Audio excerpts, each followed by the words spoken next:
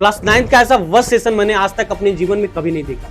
हमने भी क्लास 9 करी है, हमने क्लास 9 के कई बच्चों को पढ़ाया है, कई ग्रुप वाले बच्चों को पढ़ाया है, बट ऐसा सेशन मैंने अपने जीवन में कभी नहीं देखा जो इस बार मैं देख रहा हूँ। So hello everyone, this is Prateek भैया। आज की इस वीडियो में हम बात करने वाले हैं कि आपके एनसीईआरटी बुक को लेके, आपके 3 लैंग्वेज के प्रोसेस को लेके एवरीथिंग, आखिरकार सीबीएसई का क्या रोल है, एनसीईआरटी का क्या रोल है, सब कुछ मैं आपको बता दूं यार कि जिस तरीके से पहले हम शुरुआत की बात करेंगे। जैसे आप क्लास 8 में क्लास 9 में आते हो ना, तो बच्चों का मेंटेलिटी क्या होता है पता है कि भैया क्लास 8 से हम क्लास 9 में आए तो एक अच्छी बुक मिलेगी, एक अच्छा माहौल मिलेगा, एक अच्छा एनर्जी फील होता है, एक अच्छी वाइब आती है, एक अच्छा मोटिवेशन आता है ताकि हम अपने क्लास 9 में काफी अच्छा कर पाऊं। देखो एक क्लास, किसी भी क्लास से किसी क्लास अदर क्लास में एंटर करने में ना बड़ा फील, एकदम मोटिवेटेड फील होता है कि भैया चीजें हम बड़े अच्छे से कर रहे होंगे, सुचारू रूप से कर रहे होंगे, एक्टिविटी अच्छा होगा, हम नोट्स बनाएंगे प्रॉपर, भैया हम बड़े प्यार से पढ़ेंगे, बड़े लगन से पढ़ेंगे। और सोचो अगर तुम्हारे साथ ऐसा हो कि आपको जो पढ़ना है वही चीज आपके पास ना है, आपको जो जानना है वही चीज आपको ना बताई जाए, तो कैसा फील करोगे अब? हाँ, मैं जानता हूं ये वीडियो क्लास 9 वाले भी देख रहे होंगे, क्लास 10 वाले भी देख रहे हैं, क्लास 8 वाले भी,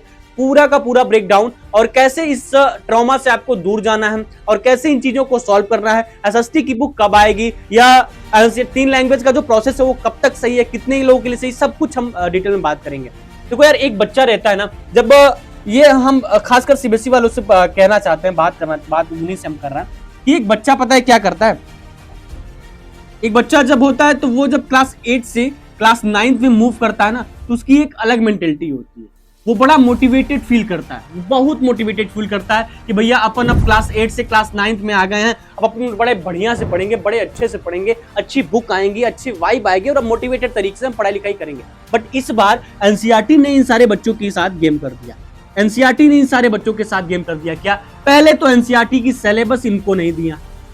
कब दिया? जब चीजें सब कुछ एक्सप्लोर हो गई तब। फिर उसके बाद एनसीईआरटी की सिलेबस देने के बाद एनसीईआरटी की बुक तक अभी तक नहीं रिलीज की कि आखिरकार चलो भाई एनसीईआरटी का सिलेबस दे दिया, एनसीईआरटी की बुक बच्चों को ला दी जाए, एनसीईआरटी की बुक इनको पब्लिश करा दी जाए, एनसीईआरटी की बुक ये करा दिया जाए। अदर वेबसाइट पर जाने के बाद बहुत सारे ऐसे फेक वेबसाइट है जहां पे आपकी क्लास 10 क्लास 9 की डी ग्रेड वाली बुक्स मिल रही है। मैंने ऑनेस्ट व्यू में मैंने साफ साफ बताया था, अगर आपको परचेज करना है तो आप जाके परचेज करो, इसमें आपका ही पूरा हाथ होगा, मेरा नहीं। ट्रस्टेड वेबसाइट से ही परचेज करना, इधर उधर से कहीं परचेज मत करना, ठीक है? एक का 4 गुना रुपया ले रहे हैं, चीजें आने में लेट हो रही हैं, वो सही चीजें नहीं चल पा रही, ये है। तो एनसीईआरटी का सिलेबस आपने इतने दिन बाद क्यों रिलीज किया? इसकी जिम्मेदारी कौन लेगा? क्या इसकी जिम्मेदारी सीबीएसई लेगा?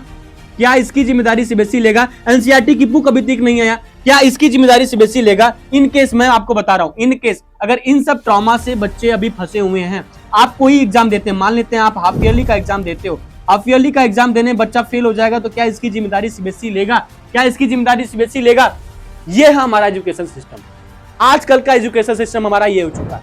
मैं तो आज के डेट में ये चीज एकदम खुलेआम कह सकता हूं यार कि सीबीएसई बोर्ड ऐसा इतना गंदा बोर्ड कोई नहीं है।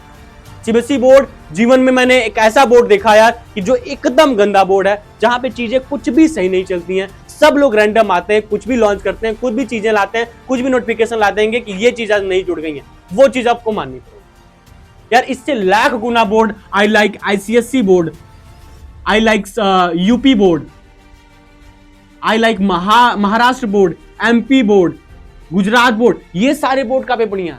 यूपी बोर्ड का काम यार प्रॉपर तरीके से होता है, बच्चों को टेंशन लेने की जरूरत नहीं। यूपी बोर्ड में प्रोसेस मैं बताऊं, यूपी बोर्ड जब क्लास 9 10 वाले 11th वाले बच्चे होते हैं, उनको पता है कि हमारी पूरी की पूरी एनसीईआरटी बुक है, एनसीईआरटी बुक में कोई चेंजेस नहीं होंगी, कोई चेंजेस नहीं होंगी, कोई भी चेंजेस नहीं हुए आज तक। एनसीईआरटी के बाद कोई बुक चेंजेस नहीं हुए। ये क्या करते हैं, अपने सीनियर से बुक वगैरह ले लेते हैं, अपनी पढ़ाई लिखाई शुरू कर देते हैं, ताकि उनका जो समर वेकेशन चल रहा है इसमें एटलीस्ट इनका 75% सिलेबस कंप्लीट हो जाता है। और यही होता भी है। यूपी बोर्ड वाले बच्चे बुक्स वगैरह लेने के बाद, सीनियर से लेने के बाद, खरीदने के बाद, परचेज करने के बाद 75% सिलेबस अपने समर वेकेशन में कंप्लीट कर जाते हैं। बट इस बार आप क्लास 9 वालों बच्चों के साथ ऐसा कर रहे हैं, इसकी जिम्मेदारी क्या आप लोगे? ये हमारा एजुकेशन सिस्टम। लोग कहते हैं कि ये चीज हो जाएंगी, वो भाई नीट जैसे एग्जाम लीक हो जा रहे हैं, ये हमारा एजुकेशन सिस्टम। एनटीए बोलता है कि चीजें सब सही चल रही हैं, चीजें सब सही चल रही हैं, बच्चों को लाया जाए, बच्चे स्लीपर में आएंगे, बच्चे बहुत ज्यादा मतलब बेल्ट का यूज नहीं करेंगे, ये कड़ा वड़ा नहीं पहनेंगे, ज्यादा पॉकेट नहीं होना चाहिए, सिंपल आउटफिट पहनना चाहिए। इतने रिस्ट्रिक्शंस के बाद आपके नीट के एग्जाम का पेपर ही लीक हो जा रहा है। क्या सबसे बड़ी चीज ये अलग लीग नहीं है, ये लीग आप ही का है। आप ही क्लास 9 वाले बच्चे कल को जाके नीट का एग्जाम दे रहे होंगे, कोई आईआईटी जेईई जैसे एग्जाम दे रहे होंगे, ये प्रोसेस है। तो ये हमारा एजुकेशन सिस्टम है कि ये बच्चों के बारे में न सोच के चीजें अपने मन की अपने हिसाब से करते हैं लोग। ठीक है, अभी मैं आपको बता दूं कि क्लास 9 वाले बच्चों के लिए 3 लैंग्वेज का प्रोसेस। अब जब तक पूरे लैंग्वेज में बुक नहीं आई है तब तक तुम क्लास 6 के लैंग्वेज के प्रोसेस से काम कर सकते हो। क्लास 6 से अरे मानता हूं कि एनईपी के थ्रू सारी चीजें धीरे धीरे ग्रेजुअली आप चीजों को एक्सप्लोर किए होते। इस बार क्लास 9 वाले बच्चों की क्या गलती है? वो क्लास 8 से क्लास 9 में आ गए, वही उनकी सबसे बड़ी गलती है क्या? वही उनकी सबसे बड़ी गलती है। इतना भी बच्चों के ऊपर थोपना नहीं चाहिए, इतना भी चीजें वो नहीं करनी चाहिए। एनसीईआरटी की आपने सारी पीडीएफ रिलीज कर दी। मैं ये पूछना चाहता हूं कि एनसीईआरटी की एसएसटी की बुक की पीडीएफ कहां है? एनसीईआरटी की एसएसटी की बुक जिसमें हम हिस्ट्री पढ़ने वाले हैं, जिसमें हम ज्योग्राफी पढ़ने वाले हैं, जिसमें हम सिविक्स पढ़ने वाले हैं, जिसमें हम इको पढ़ने वाले हैं, ये चारों बुक की पीडीएफ कहां है? इसका कंटेंट कहां है? आज तक आपकी वेबसाइट पे कमिंग सून दिखाई दे रहा है। इसकी जिम्मेदारी क्या एनसीईआरटी लेगी? सब लोग अपना पल्ला झाड़ लेंगे यार। तुम्हें बड़ी मेहनत करनी पड़ेगी, तुम्हें ही सब कुछ झेलना पड़ेगा, तुम्हें ही सारी चीजें करनी पड़ेगी। अगर आप हमारे साथ हो, अगर आप हमारा साथ दे रहे हो, अगर तुम प्रतीक भैया को मान रहे हो, तो एक बार तुम कमेंट बॉक्स में जस्टिस लिख देना, एक बार तुम कमेंट बॉक्स में लिख देना प्रतीक भैया ओपी, ताकि मेरा मोटिवेशन बने और आपकी बातों को ऐसे ही मैं डंके की चोट पे कैमरे के सामने यूट्यूब पे, इंस्टा पे, हर जगह आपकी बात कर सकूं। ठीक है, तो चैनल को सब्सक्राइब कर लेना। अब यार 1-2 हफ्ते से हम जानते हैं कि थोड़ा सा हम लोग इनएक्टिव थे, जहां पे आपकी संकल्प बैच की क्लासेस वगैरह नहीं चल रही हैं।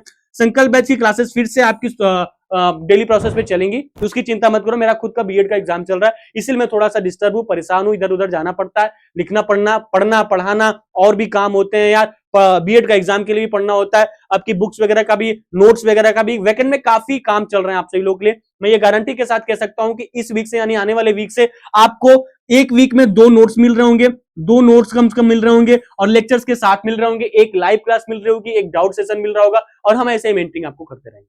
तो संकल्प बैच के लिए आप बस चैनल को सब्सक्राइब कर लेना, प्लेलिस्ट वगैरह देख लेना। अगर तुम्हारे बैकलॉग्स है तो वहां से जाके आप क्लियर कर सकते हो, क्योंकि एडवांस लेवल के lecture, exercise solve, back exercise solve, NCERT के और साथ ही साथ इंग्लिश के लेक्चर सब कुछ हम वहीं प्रोवाइड कर रखे हैं। ठीक है, प्लेलिस्ट चेक करो, चैनल को सब्सक्राइब कर लो और एक पैरा साथ कर लेते हैं। मिलते रहेंगे नेक्स्ट वीडियो में। Thank you so much, love you all, जय हिंद जय भारत।